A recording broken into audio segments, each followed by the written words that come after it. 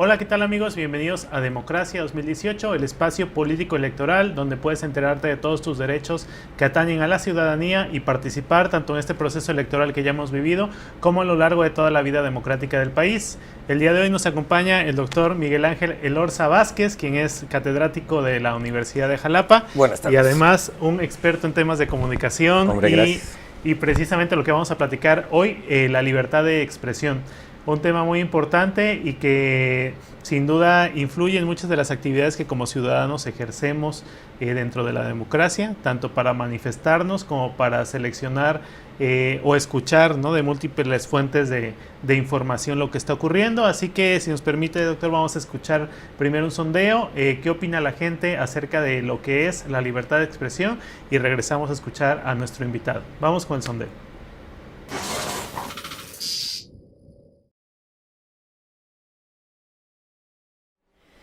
La libertad de expresión, bueno, cada individuo tiene su propio o sus propias ideas, sus propias ideologías, las transmiten de diversas maneras en medios sociales o en redes sociales. Entonces, yo creo que se trata de las ideas y cómo expresarlas. Yo creo que la libertad de expresión tiene que ver primero con una responsabilidad, tener en conciencia que cada cosa que se dice o que se haga, todo el mundo tiene la libertad de hacerlo, pero con la conciencia de que hay una responsabilidad detrás, porque todo lo que se dice genera una reacción, consciente o inconsciente, y las reacciones regresan en algún momento de alguna u otra forma. Bueno, ¿cómo se debería entender como la referencia real? Como la libertad para exponer ideas y como la libertad para exponer condiciones y puntos de vista. Bueno, la libertad de expresión es precisamente tener esa apertura de criterio para poder decir lo que se piensa, siempre y cuando no se afecte a nadie en especial. Es un derecho común que tenemos todos los ciudadanos para poder expresarnos, ya tanto sea como nuestros actos o pensamientos, pero que no afecta a la comunidad. Bueno, la libertad de expresión es el derecho que tienen todas las personas para hacer y decir lo que ellos consideren, siempre y cuando no afecten a las demás personas. Pues bien, como siempre, interesante y enriquecedor escuchar al público.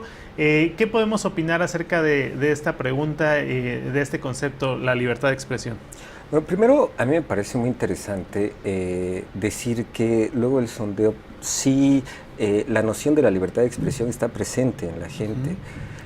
Quizá lo único que faltaría es esa pulsión, por decirlo de alguna manera, para ejercer el derecho a la libertad de expresión. ¿Qué es la libertad de expresión?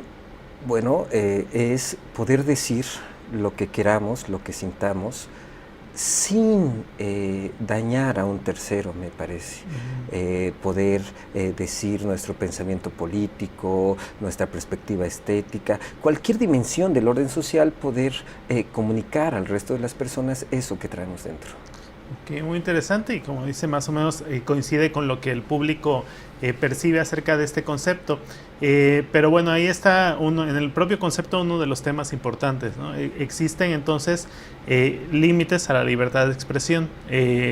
Una persona tiene la libertad de poder manifestar lo que siente, lo que piensa, lo que quiere decir o opinar acerca de algo, pero existen límites. ¿Cuál podría ser algunos de los límites que tiene la libertad de expresión? Este derecho a la libertad de expresión es difícil ponerle límites, marcarlo. ¿Cuáles serían los límites o cuáles son los límites que más o menos se han puesto? Bueno, no discursos de odio, ¿no? Recuerdo, por ejemplo, una tarde que yo estaba en Ciudad de México, fui a visitar al maestro Carlos Monsiváis y él estaba molestísimo porque el presidente de la República, el presidente Calderón en ese entonces, en el Congreso Internacional de la Familia, había dicho que los hijos de familias disfuncionales o madres solteras eran delincuentes.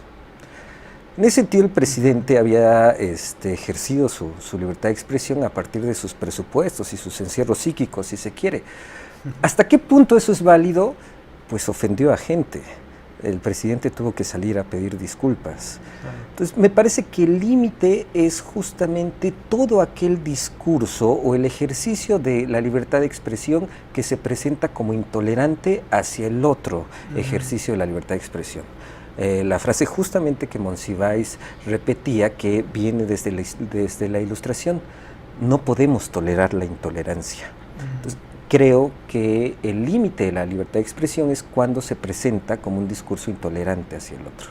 Sí, este es un tema bien interesante y en la materia jurídica y social, ¿no? De casos ha habido situaciones bastante relevantes, ¿no? Incluso en otros países, cuando por ejemplo los neonazis o los supremacistas blancos dicen, bueno, es mi derecho de expresarme que tengo estas ideas, ¿no? Entonces, ¿hasta dónde podemos considerar este marco de una libertad absoluta? O efectivamente pues debe haber límites en algunos casos extremos. En Francia, por ejemplo, ya está prohibido lo que en México se hace muy comúnmente, que son estos piropos hacia las mujeres. Es un delito.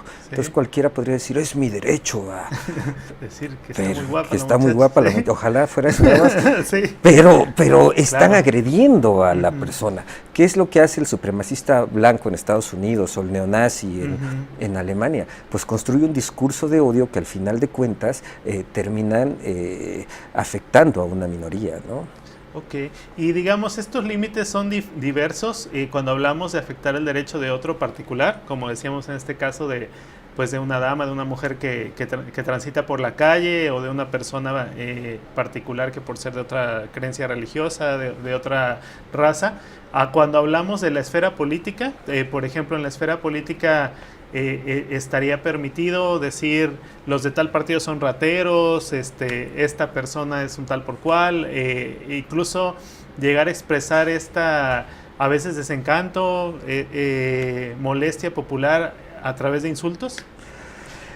Es un tema muy delicado. Por ejemplo, las manifestaciones. Ajá. ¿Cuál es el fundamento por el que tenemos derecho a manifestarnos? Por ejemplo, en una manifestación, gritarle a tal gobernador, al presidente de la República, usted es tal por cual. Pues parte justamente del derecho a la libertad de expresión.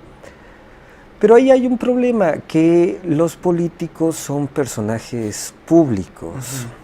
¿Hasta qué punto una persona tiene derecho a gritarle ratero a un político? Yo creo que esa, más que una discusión legal, es una discusión ética. Hay ¿hasta qué punto una persona tiene que aguantar no comer 3 veces al día? Eso es más indigno que comunicarle el coraje a quien administra el Estado. Pero yo creo que conforme vayamos avanzando como sociedad, conforme nos hagamos conscientes de que los discursos de odio lastiman de verdad a las personas, de que gritarle una grosería más que poner de manifiesto mi descontento, en realidad se vuelve un ataque, yo creo que cambiaremos. Yo estoy siempre por la libertad de expresión, incluso el exceso de la libertad de expresión. Pero sí creo que una sociedad madura va cambiando sus maneras de expresarse. Desafortunadamente, la sociedad mexicana, la sociedad veracruzana, todavía no es una sociedad madura, pero tampoco es que nuestras autoridades lo sean. Entonces, poco a poco vamos a ir, yo creo que cambiando.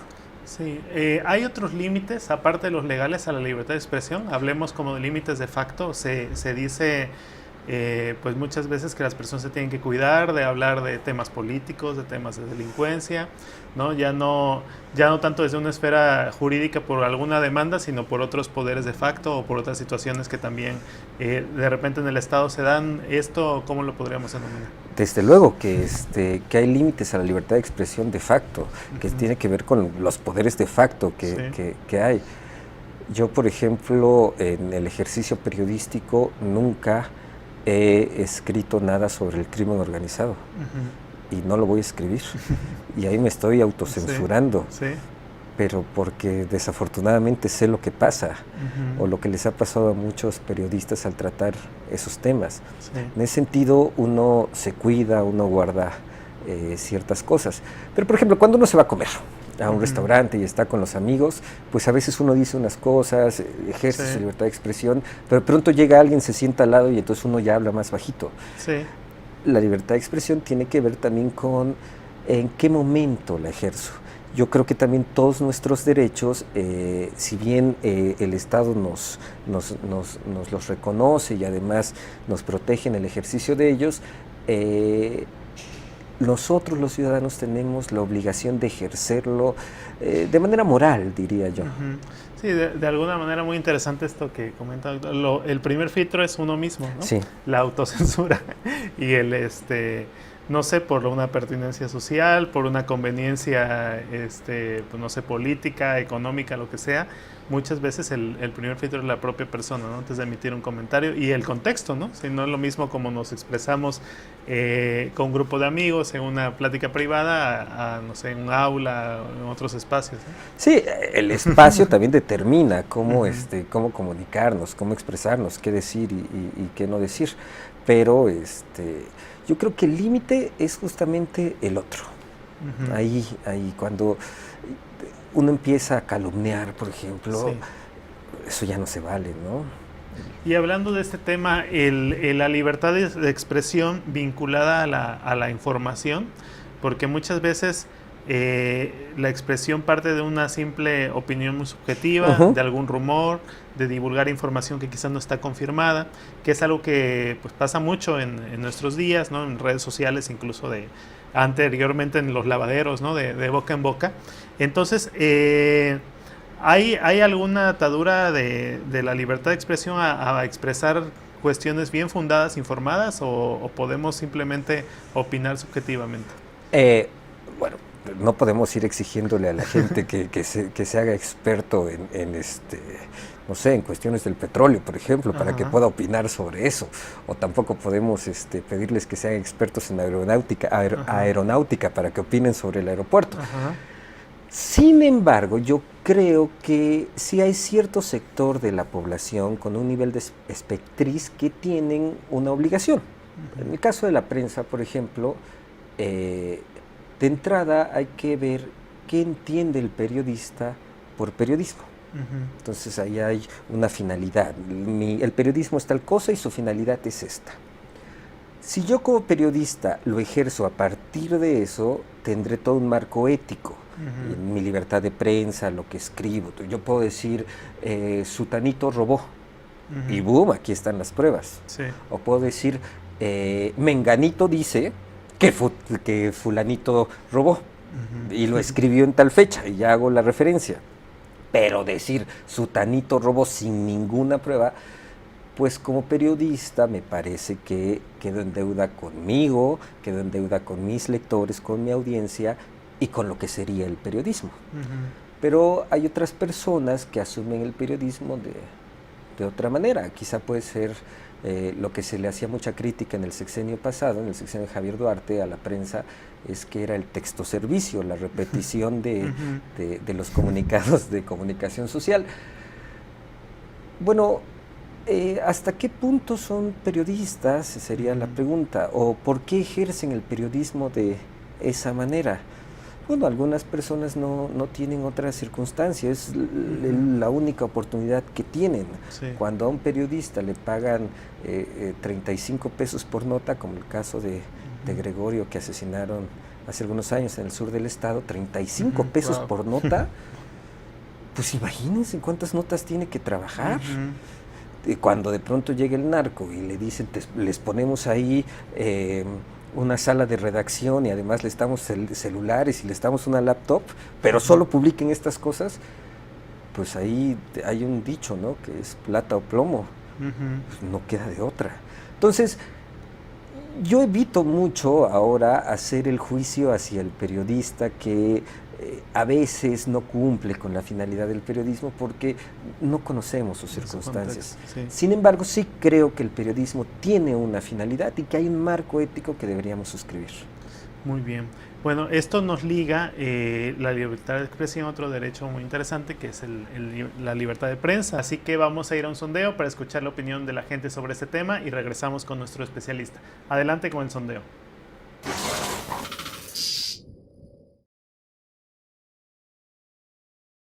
Bueno, la libertad de expresión depende a cada individuo porque la libertad de expresión Yo creo que cada persona dentro de la sociedad tiene sus propios puntos de vista. Entonces, la otra pregunta que me dijiste tiene que ver más o está más enfocada hacia los medios que trabajan este tipo de expresiones. Por ejemplo, la radio, la televisión, son, yo creo, más profesionales que la primera. Pues totalmente con el tema de las consecuencias que se pueden generar a través de una opinión, a través de una imagen, a través de algo que se está proyectando, que está generando un impacto, que está llevando un mensaje, y la limitante está justo en la responsabilidad, ¿no? ¿Cuál es el impacto que estás generando o que quieres generar en lo que estás diciendo, en lo que estás opinando, en lo que estás viendo? Y la limitante está en no transgredir el respeto hacia las personas o seres, hacia los seres que están involucrados en esa comunicación. Los que somos periodistas entendemos que hay un lenguaje específico dentro de las cuestiones periodísticas y que a veces violamos. Hay otro escenario terrible que es en donde nosotros mismos nos cooptamos cuando tenemos cosas que decir. Y la libertad de expresión, pues, es un medio social, es el medio o el vínculo con el que nosotros podemos comunicarnos con el mundo. O sea, son cosas muy distintas. La responsabilidad que tiene un periodista es infinita. Y la social también, pero en otros estadios, ¿no? Los líderes de opinión generalmente son los que tristemente le han hecho mucho daño al país, sobre todo en Latinoamérica, porque tenemos gente terrible enfrente de cámaras y nada más. La libertad de expresión la puede realizar cualquier persona, y como decía un teórico, que en este momento no recuerdo su nombre porque es un apellido alemán,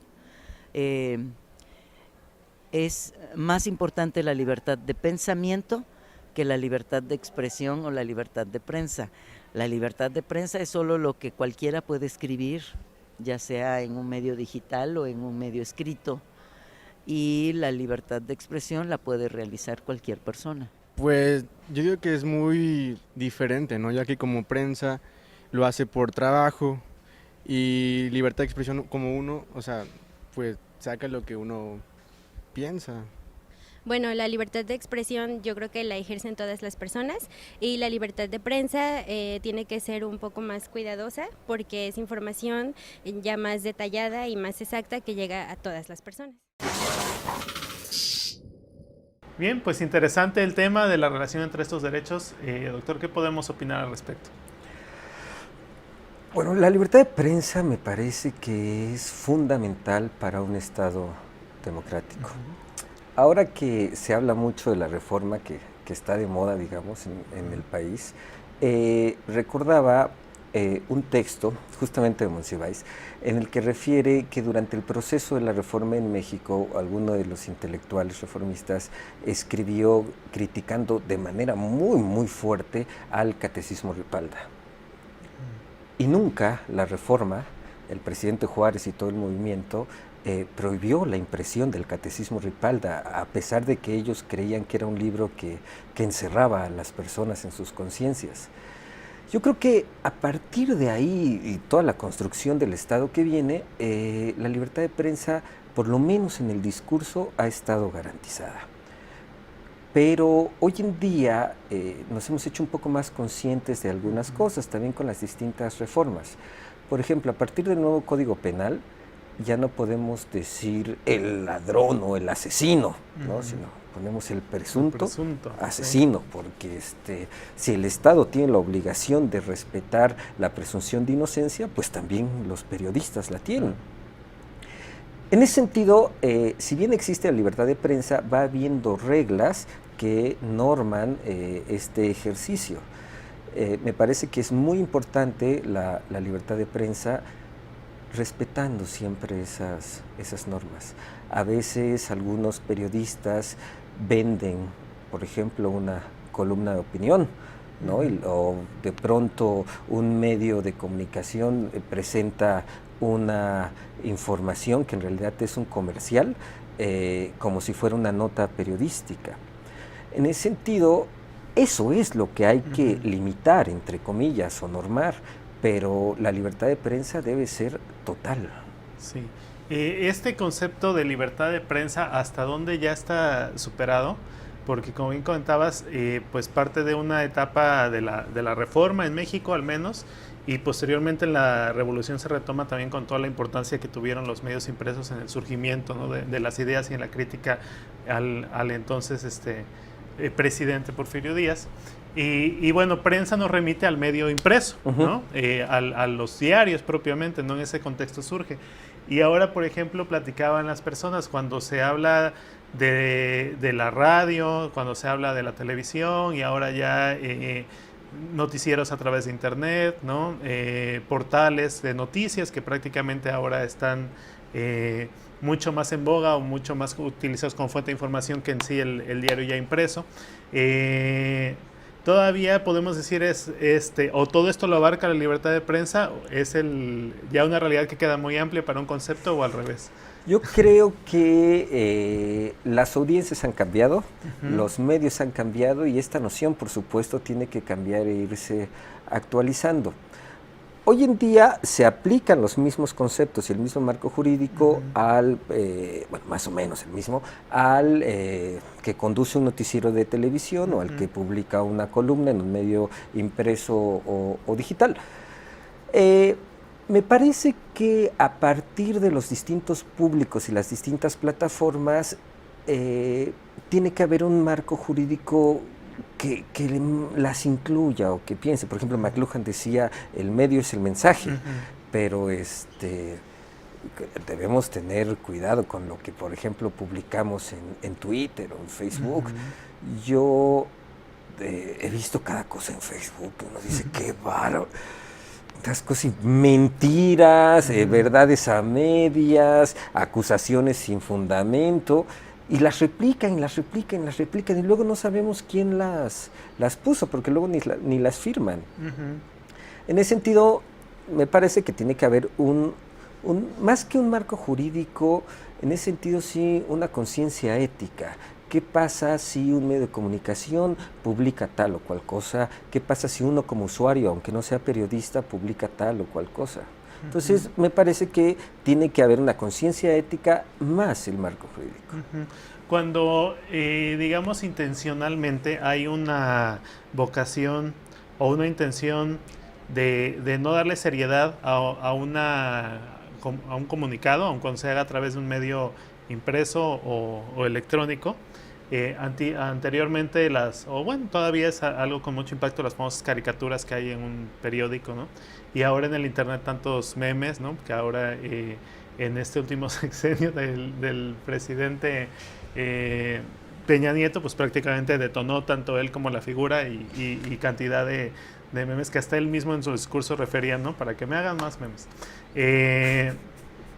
Este tipo de actos, o incluso ahora portales que hay que se dedican a dar noticias falsas, ¿no? Con una intención a veces, quién sabe si de desinformar, de sembrar alguna duda, algún caos, o muchas veces incluso pues para que sea nada más un medio divertido. ¿Esto también está protegido por lo que es libertad de prensa o queda nada más en una expresión? Creo que a ver, ¿qué es lo que hace que la libertad de prensa sea libertad de prensa? El sujeto que la ejerce, la constitución del sujeto como periodista o como medio de comunicación. Pero, por ejemplo, el caso del Deforma, todos lo conocemos, ¿no? Deforma. Bueno, ya se sabe que es un sitio dedicado a deformar. Uno parte de ese supuesto, reclamarle al Deforma que invente, pues no tiene sentido, pero sí le puedo reclamar al Reforma. Y por ejemplo, incluso el gobernador Yunes creo que demandó al Reforma, ¿no? Pero al Deforma ese no, porque es otra cosa. Sí. El caso de Chumel, el de, ¿cómo se llama? El Pulso de la República. Pues es sentido del humor, es burlarse un poco de los políticos, se hace un poco de análisis, no un análisis serio, sino desde otra perspectiva. Hay quien puede quejarse, pues el aludido.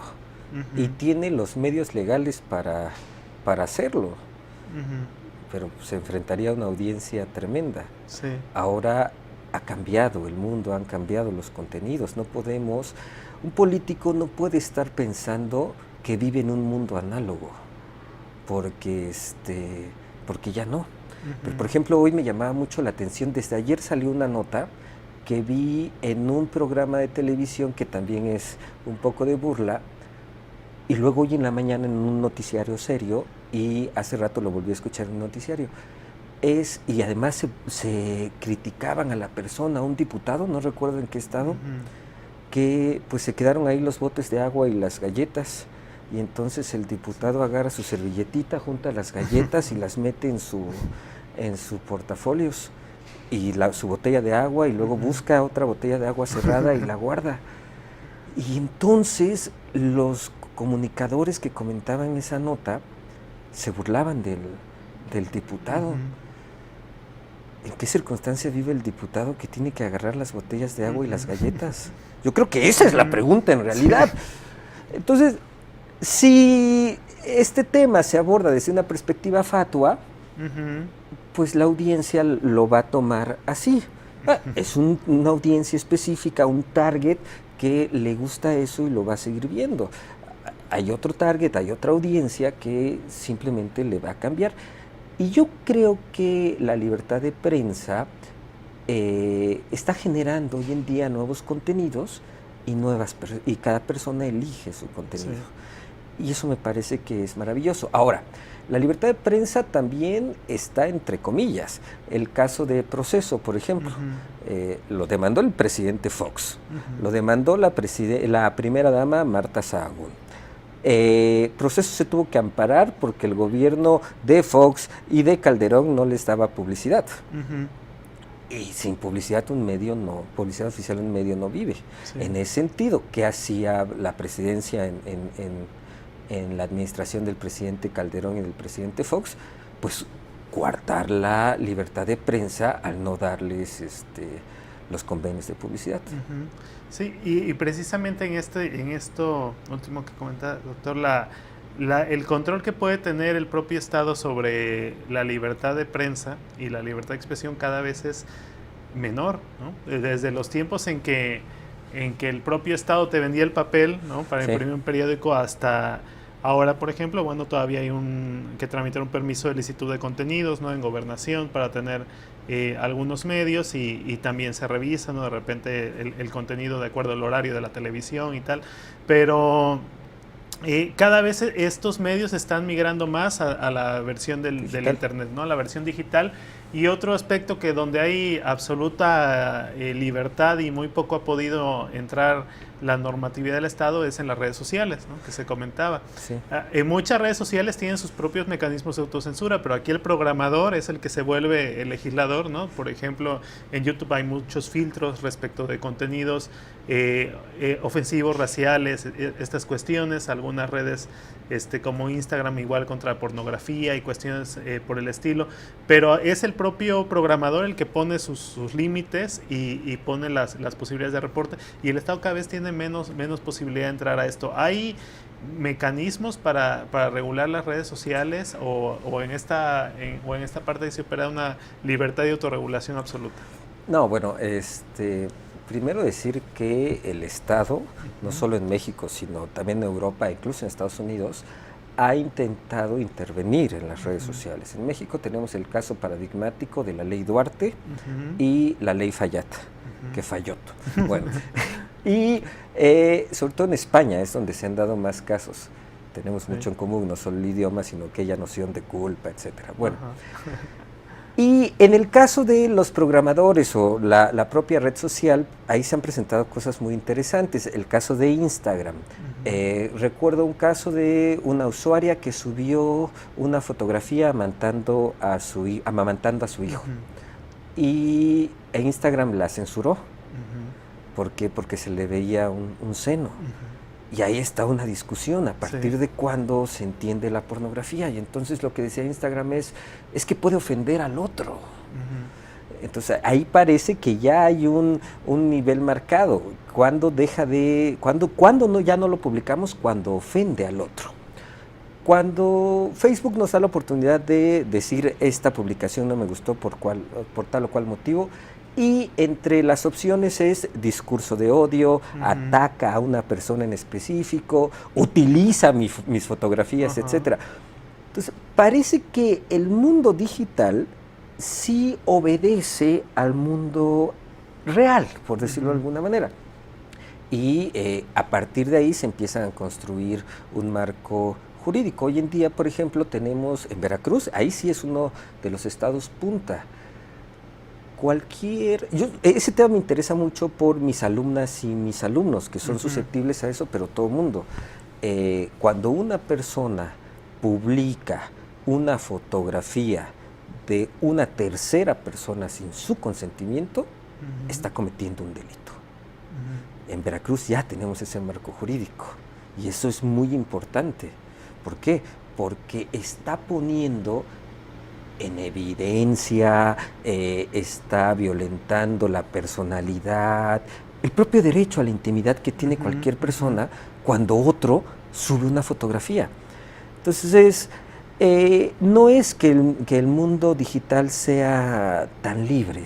También en el mundo digital hay cánones morales, también hay cierta estructura legal. Sí, el caso del Twitter, ¿ahí hay filtros o es más libre? ¿Y por qué es una red que se ha utilizado mucho en temas políticos? Incluso pues el caso de Donald Trump y otros gobernadores, presidentes, mandatarios que prácticamente a través de esa red dan comunicados oficiales, ¿no? Twitter es muy interesante porque es justamente una red social digital que se convierte en un medio aparentemente oficial. ¿Por qué? Porque fue la primera red social que empezó a ponerles la palomita de verificado a esa red social. Entonces sabíamos que en efecto esa cuenta era del presidente, del gobernador, del secretario o de la secretaría. Y en Veracruz está siendo paradójicamente punta de lanza de este tipo de cosas. Una periodista muy reconocida en el estado se amparó porque el fiscal la bloqueó en Twitter. Entonces, ahí está una discusión muy interesante. Lo que hizo el juez fue darle la razón a la periodista y está obligando al fiscal a desbloquearla, ese acto tan sencillo. Bueno, ¿cuándo bloquea una persona a otra? Pues cuando no me gustan los comentarios que hace y le doy bloquear, así de simple, pero yo soy Miguel Elorza, yo no tengo ninguna obligación con el Estado.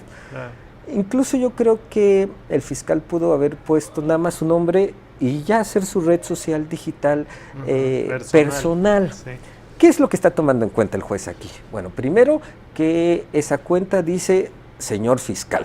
Entonces, está utilizando su personalidad jurídica para esa red social. Segundo, el contenido de la red social. Si se observa, es un contenido institucional.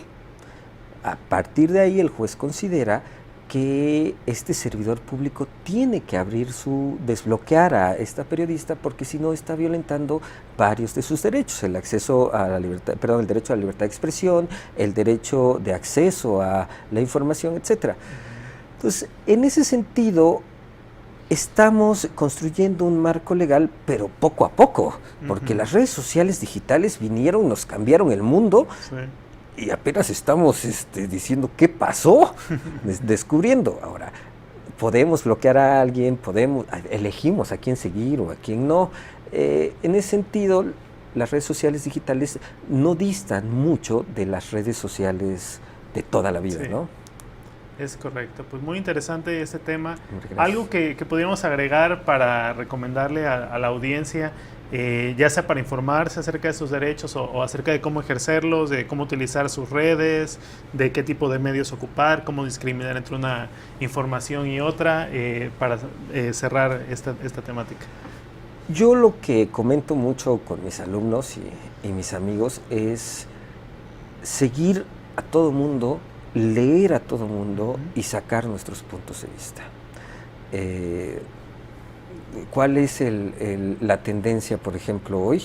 Y a partir de esa tendencia que veo en Twitter, puedo ver un montón de puntos de vista, desde los diarios, los columnistas o cualquier persona. Sí. Y algo muy importante, cuando yo le doy like o retweet, en este caso a un tweet o a una publicación en Facebook, eso es suscribir lo que tal o cual persona dice. Las redes sociales digitales son un megáfono y le dan la oportunidad a las personas de entrelazarse y de suscribir lo que el otro dice, de apoyarlo. Por eso son peligrosas para algunos gobiernos. Por eso las redes sociales hicieron la primavera árabe y el movimiento Yo Soy 132, la democratización de los medios en México. Entonces, en ese sentido, tomar esa conciencia de que son un megáfono, de que cuando doy like, retweet, suscribo lo que esa persona dice, y puede ser para pelear por los derechos humanos o incluso para ofender a una persona, y ahí hay que tener cuidado. Sería ese mi comentario. Muchas gracias. No, al contrario, muchas gracias. Por la participación, sin duda alguna ha sido muy enriquecedor la plática sobre esta temática. Y bueno, nos vemos dentro de 15 días, el siguiente viernes con otro tema para la ciudadanía, informarnos acerca de la democracia en este espacio político electoral. Gracias a GAMEC y a la Universidad de Jalapa, a Acrópolis Veracruz, por las facilidades para esta producción, y estamos aquí en la próxima. Hasta luego.